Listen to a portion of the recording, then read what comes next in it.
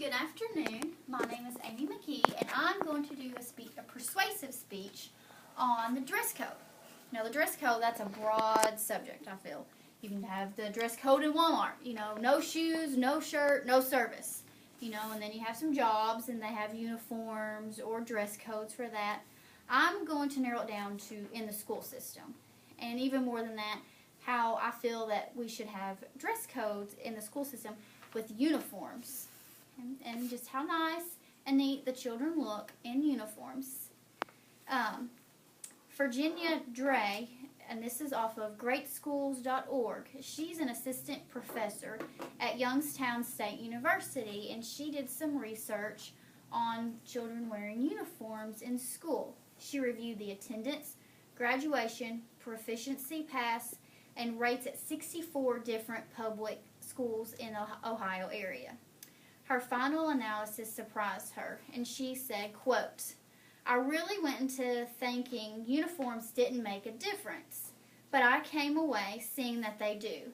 At least in these schools they do, and I was absolutely floored." Her studies concluded that the schools with the uniform policy improved attendance, the graduation, and the suspension rates. She was unable to connect the uniforms with academic improvement because of such complicating factors such as its changing instruction methods in the curriculum. Another debate was done on YouTubeDebate.com. It was a survey, and it showed that uniforms save time and money. So the children every morning getting up and going to school, you know what they're going to wear.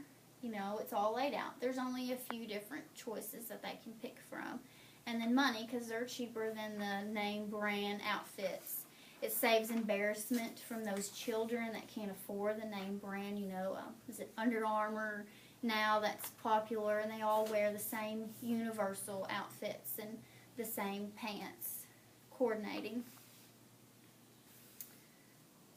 Social standings were more based on individual characters, and less on economic standings. They provide direct impacts and safety by making it easy to identify unauthorized visitors in schools, and they prevented the use of gang colors and reduced theft from students. When students would steal, other popular items, name brand items from other students. If everybody's the same, wearing the same thing, then that made it easier. Then they've got my new pair of shoes. Everybody's the same. President Clinton was big on wearing uniforms. He was a big supporter. PBS.org did an interview with him in March of 1996. In his speech, he said, "If it means that schoolrooms will remain more orderly and more disciplined, and that our young children will be able to learn to evaluate themselves by what they are on the inside instead of what you're wearing on the outside, then our public schools should be able to require their students to wear uniforms." The public school uniforms became popular in 1994 in California and the Long Beach area. They became the first district to require school uniforms. A year later, according to the district, school fights and muggings were down 50%, and sexual offenders declined by 74%. Since then, many school systems, usually one at a time, have followed in suit, and 175 have done that in the area. In most cases, following discussions among faculty, students, and parents.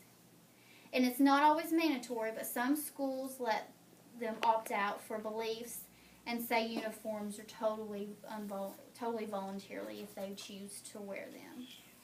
So I am for wearing uniforms in the school system. Thank you.